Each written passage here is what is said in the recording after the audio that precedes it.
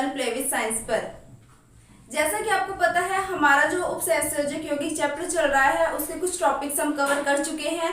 आज हम बात करेंगे नेक्स्ट टॉपिक के बारे में। जो हमारी लास्ट वीडियो थी उपसहसंयोजक यौगिकों के आईयूपीएसी नाम के बारे में, आई थिंक आपने उसकी बहुत अच्छे से प्रैक्टिस की होगी और बहुत ही अच्छे से उस टॉपिक को तैयार कर लिया होगा। तो स्टार्ट करते हैं आज के टॉपिक को। जो हमारा आज का टॉपिक है वो है उपसहसंयोजक यौगिकों की समावयवता। तो आज हम पढ़ेंगे समावयवता किसे कहते हैं। देखो समावयवता का मतलब क्या होता है। अगर हम किन्हीं रासायनिक अपने कोई भी अणुसूत्र की बात करते हैं, देखो समावयवता का सीधा सीधा मतलब है कि अगर आपको कोई भी अणुसूत्र दे दिया जाए और कह दिया जाए कि इस अणुसूत्र को आप और कितने तरीकों से लिख सकते हो, जितने भी तरीकों से आप एक ही सूत्र को लिख सकते हो वो उनके समावयवी कहलाते हैं। सीधी सी बात ये है, मान लो मैंने आपको एक फॉर्मूला दे दिया, मैंने आपको कह दिया कि आपके पास है C3H7Br। मैंने आपको क्या दे दिया, C3H7Br। अब मैंने आपको कह दिया कि मैंने आपके सामने ये अणुसूत्र रख दिया है। अब इस अणुसूत्र को आप और कितने तरीकों से लिख सकते हो। तो आप बोलोगे कि मैम हम इसको अपने हिसाब से अगर लिखना हो तो कई तरीकों से लिख सकते हैं। ठीक है, कैसे कैसे आप लिख सकते हो तो ध्यान देना। इसका फॉर्मूला, इसका जो सूत्र है, इस सूत्र का एक तो आप स्ट्रक्चर बना सकते हो इस तरीके से। एक तो आप इसको लिख सकते हो CH3CH2Br। एक तो आप इसको ऐसे लिख सकते हो। ठीक है, अगर आप इसको एक और तरीके से लिखना चाहो तो वो दूसरा तरीका ये है कि आप लिख सकते हो इसको CH3 यहाँ पे Br। कहने का मतलब है कि अगर आप इसको गौर से देखो तो इसका अणुसूत्र है C3H7Br, लेकिन आपने इस Br को दो तरीके से एडजस्ट कर रखा है और फॉर्मूला आपका यही रहेगा, लेकिन आपने जो तरीका है लिखने का वो बदल दिया। यानी पहली बार में, समझना चीज को, पहली बार में आपने तो फर्स्ट नंबर कार्बन के साथ Br को जोड़ दिया, लेकिन दूसरी बार में आपने सेकंड नंबर वाले कार्बन के साथ Br को जोड़ दिया। इसका सीधा सीधा मतलब है कि ये दोनों क्या है, एक दूसरे के समावयवी हैं। समावयवी वो होते हैं जो अणुसूत्र में समान हो, लेकिन इनकी जो भौतिक और जो रासायनिक गुणधर्म है वो बदल जाए। अब क्या होता है कि हम आगे इनके पूरे प्रकार के बारे में डिस्कस करेंगे और आपको पता चलेगा कि कैसे एक ही सूत्र को अलग अलग तरीके से लिखने पर उसके भौतिक गुणधर्म परिवर्तित हो जाते हैं। एग्जाम्पल के साथ समझेंगे, सारा समझ आ जाएगा। बिल्कुल घबराने वाली बात नहीं है। धीरे धीरे जैसे आपको स्टेप बाय स्टेप मैं आपको चीजों को बताती जा रही हूँ, आपने बस उनको समझते चलना है। देखो मैंने आपको कह दिया कि ये एक अणुसूत्र है और इस अणुसूत्र को आप कितने और तरीके से लिख सकते हो। तो आप कहोगे कि मैम हम दो तरीके से यहाँ पे लिख सकते हैं, या तो हम Br को फर्स्ट नंबर कार्बन के साथ जोड़ दे या फिर हम Br को सेकंड नंबर वाले कार्बन के साथ जोड़ दे। तो यहाँ पर एक ही अणुसूत्र के दो संरचना समावयवी आपको प्राप्त होते हैं।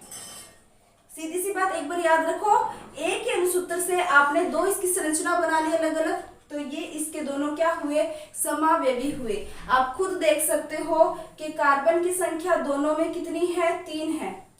हाइड्रोजन की संख्या दोनों में कितनी है, 7 है। देखो यहाँ पे 3 है और यहाँ पे 4, और यहाँ पर 3, यहाँ पर 3 और यहाँ पर 1। समझ आ रही है बात।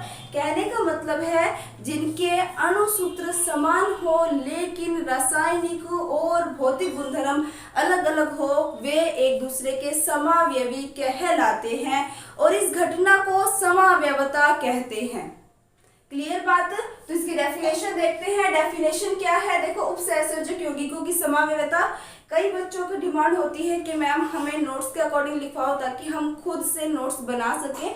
तो टेंशन मत लो, मैं पूरी कोशिश करती हूँ कि आप लोगों को इस तरीके से चीज़ों को बताऊँ, इस तरीके से मैं यहाँ पे लिखती हूँ ताकि आप सेल्फ नोट्स बना सकते हो।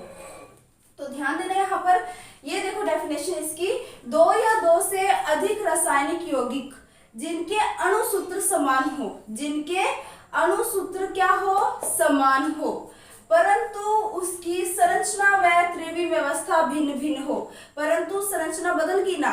आप इसको क्या बोलोगे, आप इसको बोलोगे 1 ब्रोमो प्रोपेन, और इसे आप क्या बोलोगे 2 ब्रोमो प्रोपेन। दोनों की संरचना में क्या आ गया, अंतर आ गया। त्रिविम व्यवस्था किसे कहते हैं वो हम और भी अच्छे से एक्सप्लेन करेंगे जब हम उपसहसंयोजक बंध वगैरह पढ़ते हैं, तो उनमें लिगेंडों की जो अपने क्रम रहता है बंध बनाने का कि कौन सा लिगेंड कहाँ जुड़ रहा है, वो आपकी त्रिविम व्यवस्था यानी उसकी एक संरचना को बता रहा है। ठीक है, तो त्रिविम व्यवस्था और उसकी संरचना बदल जाती है किन में, समावयवी में। ठीक है, उसे हम क्या कहते हैं, समावयवी कहते हैं, और यह घटना आपकी समावयवता कहलाती है।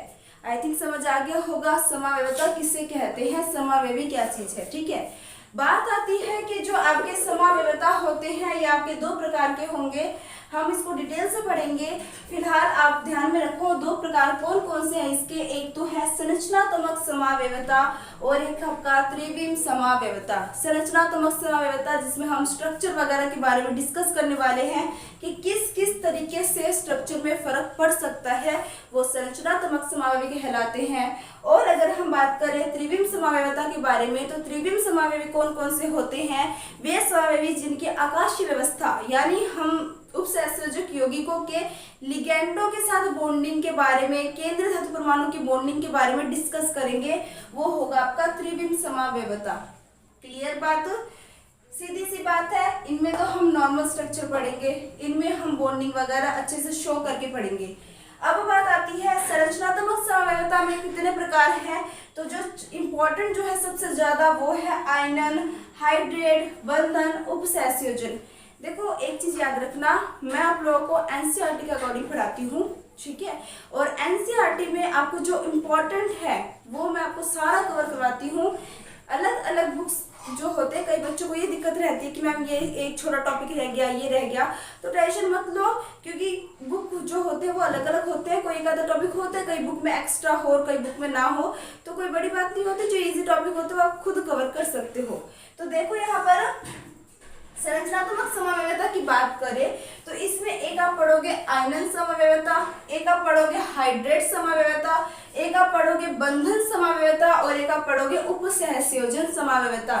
इनके नामों से ही इनको आप डिफाइन करना शुरू कर दोगे। एक बार मैंने इसको अगर आपको समझा दिया तो आप लोगों को ये बहुत इजी लगेगा।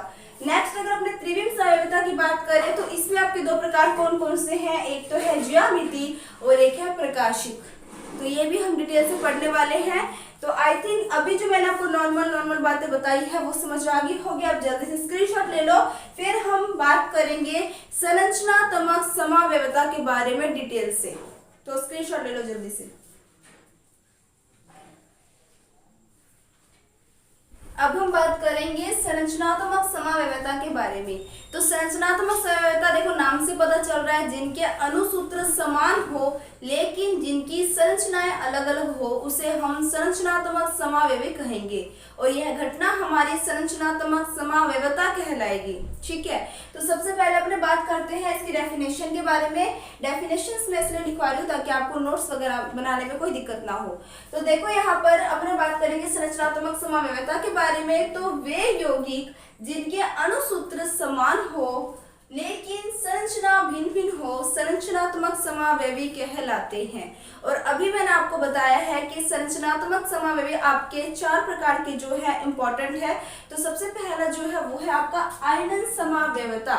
आयनन समावयवता की बात करें, देखो अगर आप इसको ध्यान से समझो कि आयनन समावयवता किसे कहते हैं, तो नॉर्मल सी बात है जिसमें आयन का इफेक्ट हो। कहने का मतलब है कि आयनन समावयवता की अगर हम बात करें तो सबसे पहले आपको ये पता होना चाहिए कि आयनन समावयवी किसे कहते हैं।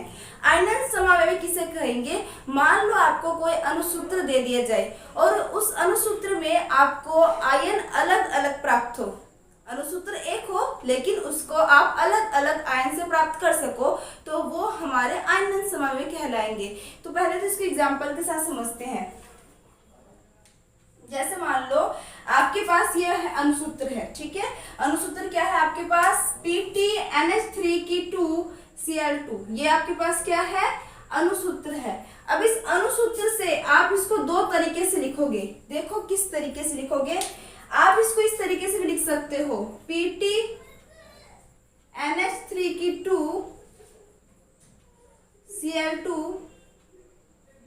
और आप इसके Br2 को बाहर भी लिख सकते हो।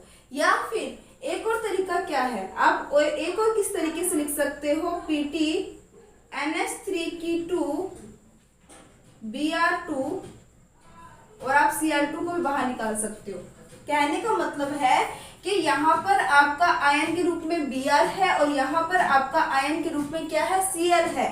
संरचना सूत्र तो वही है, सॉरी अणुसूत्र तो वही है, लेकिन संरचना सूत्र में क्या है, फर्क है। और संरचना सूत्र में फर्क किसके कारण आ रहा है, तो उपस्थित आयनों के कारण। समझना इस चीज को। देखो इसमें क्या होता है कि जो आपके पास संरचना सूत्र मिलता है, अगर हम इसका जलीय विलयन बनाएंगे तो जलीय विलयन बनाने पर एक ही अणुसूत्र से आप अलग अलग आयन प्राप्त कर सकते हो।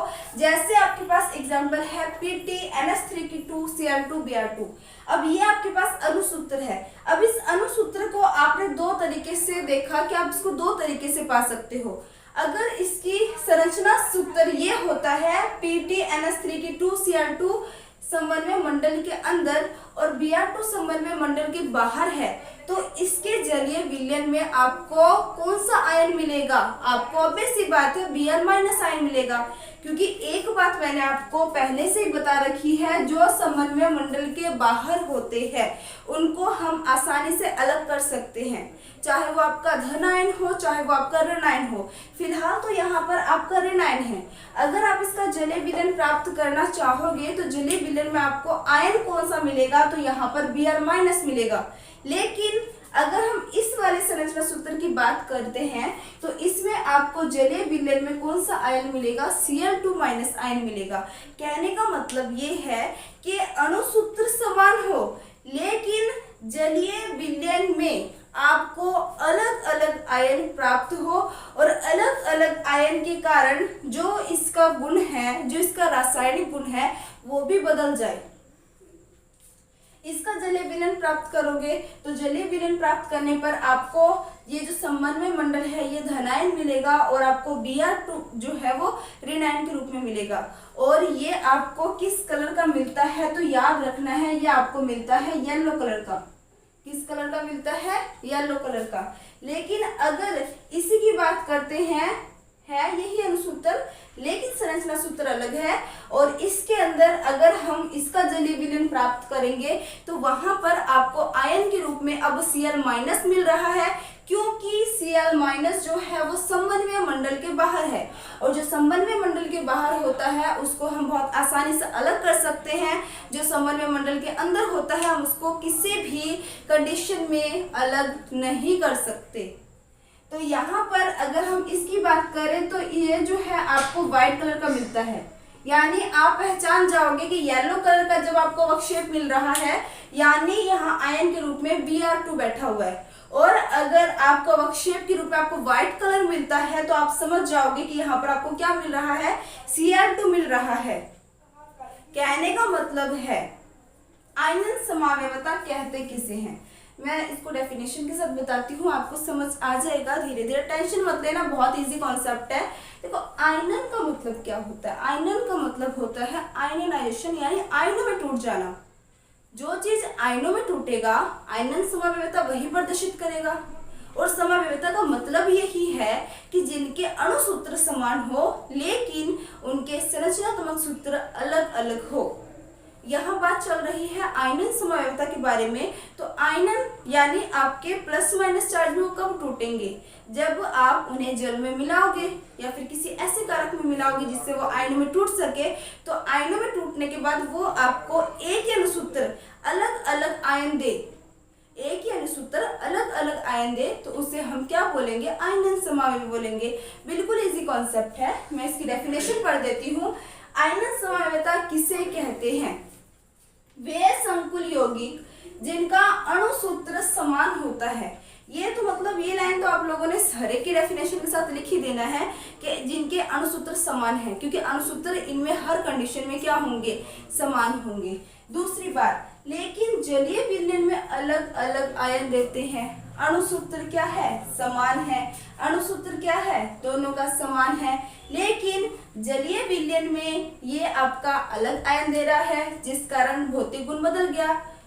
अगर हम बात करें दूसरे के बारे में तो भी अणुसूत्र तो यही है, लेकिन अब आयन आपका अलग मिल रहा है, जिस कारण से इसका भौतिक गुण बदल गया। भौतिक गुण भी बदल गया, रासायनिक गुण भी बदल गया। और ये हमने स्टार्टिंग में पढ़ा था कि समावेवी होती वही है जिनके अणुसूत्र समान हो, लेकिन उनके भौतिक और रासायनिक गुणधर्म हमें अलग अलग प्राप्त होते हो, वो आपके समावेवी कहलाते हैं। और आयनन है तो इन्हें हमें अलग अलग आयन प्राप्त होते हैं, तो आयनन समावेवी है, बस इतना ही आपको ध्यान में रखना है, ठीक है। तो आई थिंक आयनन समावेविता किसे कहते हैं समझ आ गया होगा। बात आती है कि हाइड्रेट समावेविता किसे कहते हैं। देखो हाइड्रेट कुछ ऐसा लग रहा है ना, जल। हाइड्रेट यानी ऐसा शब्द से ऐसा लग रहा है, इसकी हेडिंग से ऐसा लग रहा है कि जल के बारे में बात कर रहे हैं। हमेशा हेडिंग पे फोकस करो।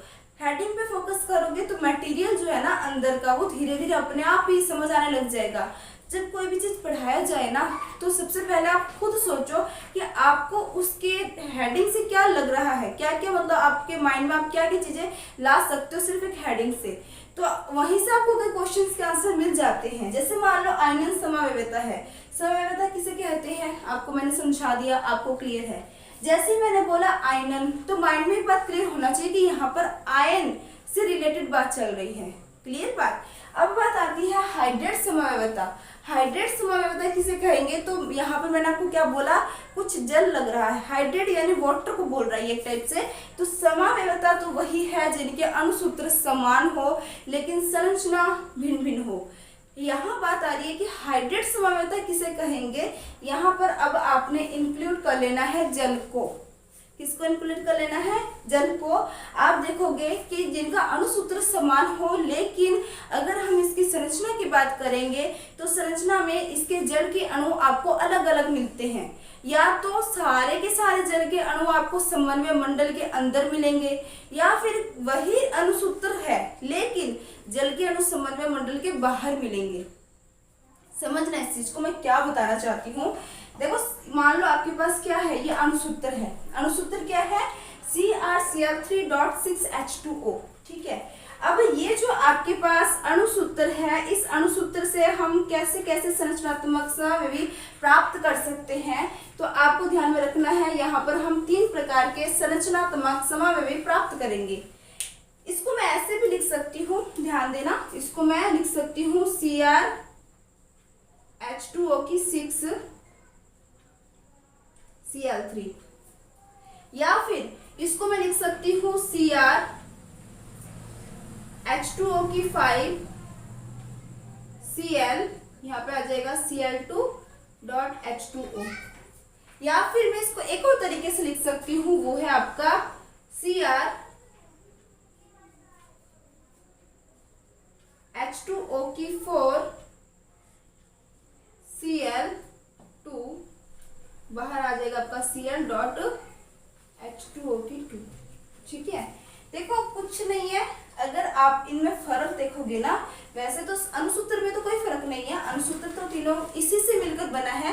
फर्क ये है कि पहले वाले में जो जल के अणु है वो सारे के सारे समन्वय मंडल के अंदर है, लेकिन दूसरे कंडीशन में क्या हो रहा है, दूसरे कंडीशन में एक जल का अणु समन्वय मंडल के बाहर है और एक Cl अंदर, और तीसरे कंडीशन में आपके 2 जल के अणु समन्वय मंडल के बाहर है। समझ आ रही मेरी बात, मतलब यहाँ पर जो क्रोमियम है ना, वो 6 लिगेंडों के साथ ही बंध बना रहा है, या तो वो 6 के 6 जल के अणु के साथ बना रहा है, या 5 जल का अणु 1 क्लोरीन के साथ बना रहा है, या 4 जल के अणु 2 क्लोरीन के साथ बना रहा है। पहले तो ये बात आपको क्लियर होनी चाहिए। दूसरी बात ये है कि यहाँ से जितने जल के अणु कम होंगे उतने ही जल के अणु आप कहाँ लगाते जाओगे, बाहर लगाते जाओगे। अब ध्यान से समझने इस बात को कि इनको अगर हम ध्यान से देखें तो इनका जो संरचना सूत्र है वो अलग अलग है, लेकिन जो इनका अणु सूत्र है वो क्या है, समान है। यहाँ पर जो आपका जल है जो समन्वय मंडल के अंदर है, इसको अगर आप AgNO3 के साथ मिलाते हो तो समन्वय मंडल के अंदर उपस्थित जल पे कोई भी असर नहीं पड़ेगा, लेकिन जो जल आपका समन्वय मंडल के बाहर है, जिसे हम क्रिस्टलीकृत जल कहते हैं, उस जल में इफेक्ट पड़ेगा, वो अभिक्रिया देना शुरू कर देगी। ये आपको ध्यान में रखना है, ठीक है। तो देखो हाइड्रेट समवायवता किसे कहते हैं, तो इसकी डेफिनेशन क्या बनती है, इस प्रकार की समवायवता में जल के अणु एक यौगिक में लिगैंड के रूप में, जल के अणु एक यौगिक में लिगैंड के रूप में, जबकि दूसरे यौगिक में क्रिस्टलीय जल के रूप में होते हैं, जबकि दूसरे यौगिकों में ये क्रिस्टलीय जल कहलाते हैं। जो समन्वय मंडल के अंदर है उसे तो हम क्या बोलेंगे, उसे तो हम बोलेंगे कि भैया हमारा जल जो है वो लिगैंड के रूप में है, लेकिन जो समन्वय मंडल के बाहर है उसे हम बोलेंगे कि हमारा जल जो है वो क्रिस्टलीकृत हो चुका है, यानी आपके जल के अणु जो है वो अपने बोल सकते हैं समान अनुपात में संरचना बना रहा है, ठीक है। अब देखो यहाँ पर बात सिर्फ इतनी है कि हाइड्रेट समवायवता किसे कहेंगे, जिनके संरचना सूत्र जो है वो तो आपके होंगे अलग अलग, अणुसूत्र होंगे समान, लेकिन हाइड्रेट की बात आ रही है तो यहाँ पर ये स्पेशल बात कर रहा है जल की। आप देख सकते हो जल समन्वय मंडल के अंदर है, वही एक जल का अणु अगर बाहर होता है तो क्रिस्टलीकृत जल है, अणुसूत्र समान है लेकिन संरचनात्मक सूत्र अलग अलग है। हाइड्रेट के कारण इसको हम डिफाइन कर पा रहे हैं, तो इस कारण इसे हाइड्रेट समवायवता कहते हैं। और मैंने आपको कहा था अणुसूत्र भले ही समान हो लेकिन संरचना सूत्र बदलने से उनके रासायनिक और भौतिक गुणधर्म बदल जाते हैं। अगर हम इसकी बात करें तो अगर इसे AgNO3 के साथ मिलाया जाता है तो AgCl के साथ अवक्षेप के साथ, तो ये हमें किस कलर का मिलता है, तो आपको ध्यान में रखना है ये बैंगनी कलर का मिलता है हमें, किस कलर का, पर्पल, बैंगनी कलर का मिलता है। अगर हम इसकी बात करें तो ये हमें हल्का हरा कैसा दिखाई देता है, हल्का हरा, और ये हमें गहरा हरा दिखाई देता है, कैसा दिखाई देता है हमें, गहरा हरा। कहने का मतलब ये है कि जैसे ही इनके अणुसूत्र से तो फर्क नहीं पड़ा, संरचना सूत्र बदलते ही इनके भौतिक रासायनिक गुणधर्म भी बदल जाएंगे, लेकिन अणुसूत्र सभी का एक जैसा ही है, इस कारण ये एक दूसरे के समावयवी कहलाएंगे। आई थिंक ये दोनों टॉपिक जो है वो बहुत अच्छे से क्लियर हो गया होगा। अब उसके बाद हम बात करेंगे नेक्स्ट के बारे में, तो आप जल्दी से इसका स्क्रीनशॉट ले लो। अब हम बात करेंगे संरचनात्मक समवायवता के तीसरे पॉइंट के बारे में, जो है हमारा बंधन समवायवता। देखो बंधन समवायवता नाम से ऐसा लग रहा है जिसमें बंध के प्रकार के बारे में यहाँ पे डिस्कशन होने वाला है। मुझे पता है आप लोग बहुत इंटेलिजेंट हो और आप लोगों को समझ भी आ रहा होगा कि हेडिंग से ही कैसे हम इस चीज को पता लगा सकते हैं। देखो बंधन समवायवता नाम से कैसे पता चल रहा है कि जिसमें बंध से समवायवता के बारे में पता चल रहा हो उसे हम बंधन समवायवता कहते हैं। यहाँ पर हमारा जो समावयवी जो होंगे वो हमारे उभयतंतुक लिगैंडों पर डिपेंड करेंगे, क्योंकि आप लोगों को जो बच्चे मेरे वीडियोस उपसंयोजक यौगिक वाले चैप्टर्स के कंटिन्यू देखते आ रहे हैं उन्हें अच्छे से पता है कि उभयतंतुक लिगैंड किसे कहते हैं।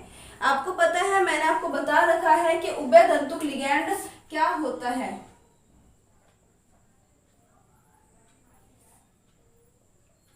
देखो उभयतंतुक लिगैंड की अगर हम बात करते हैं ना, तो मैंने आपको बता रखा है कि ये होते तो एक दंतुक लिगैंड ही है एक टाइप के, लेकिन ये आपके एक से अधिक परमाणुओं से मिलकर बने लिगैंड होते हैं।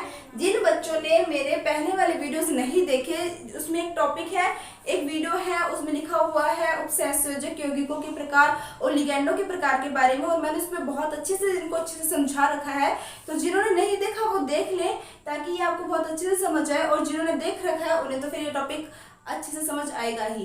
तो देखो उभयतंतुक लिगैंड किसे कहते हैं, जैसे मान लो कि जब आपके दो से अधिक परमाणु आपस में मिल करके किसी भी लिगैंड का निर्माण करते हैं, और ऐसा लिगैंड जिसमें दोनों परमाणु आपके बॉन्ड बनाने में समर्थ होते हैं अपने नेचर के अकॉर्डिंग, जब जिसकी जरूरत होती है तब वो जाके बॉन्ड बनाता है, वो आपको उभयतंतुक लिगैंड था। आपको अच्छे से समझाया हुआ है और एग्जाम्पल भी बता रखे हैं मैंने। जैसे मान लो CN क्या होता है, साइनो होता है, इसमें आपका कार्बन जो है वो बॉन्ड बनाता है उभयतंतुक लिगैंड के रूप में। लेकिन अगर इसको मैं NC लिखती हूँ तो भी यहाँ पर आपका है तो ये Cl और NC एक ही, लेकिन यहाँ पर बॉन्ड कौन बनाता है? नाइट्रोजन। ऐसा एक और एग्जांपल है, SCN में आपका सल्फर बनाता है और NCS में आपका नाइट्रोजन बनाता है। NO2 के अंदर आपका बॉन्ड बनाता है नाइट्रोजन और ONO के अंदर आपका बॉन्ड बनाता है ऑक्सीजन। यानी कहने का मतलब है कि ये सारे के सारे आपके क्या है? उभयदंतुक लिगैंड है। परिस्थिति के अनुसार ये बॉन्ड बनाते हैं। कई बार तो सहसंयोजक बॉन्ड कार्बन बनाता है तो कई बार नाइट्रोजन बनाता है, कई बार सल्फर बनाता है तो कई बार नाइट्रोजन बनाता है। यहाँ इन दोनों में कंपेयर करें तो कई बार नाइट्रोजन बॉन्ड बनाता है तो कई बार ऑक्सीजन बॉन्ड बनाता है। ये तो उभयदंतुक लिगैंड के बारे में था। बात आती है कि उभयदंतुक लिगैंड के कारण जब बॉन्ड में चेंजेस आ रहे हैं, अणुसूत्र वही रहेगा।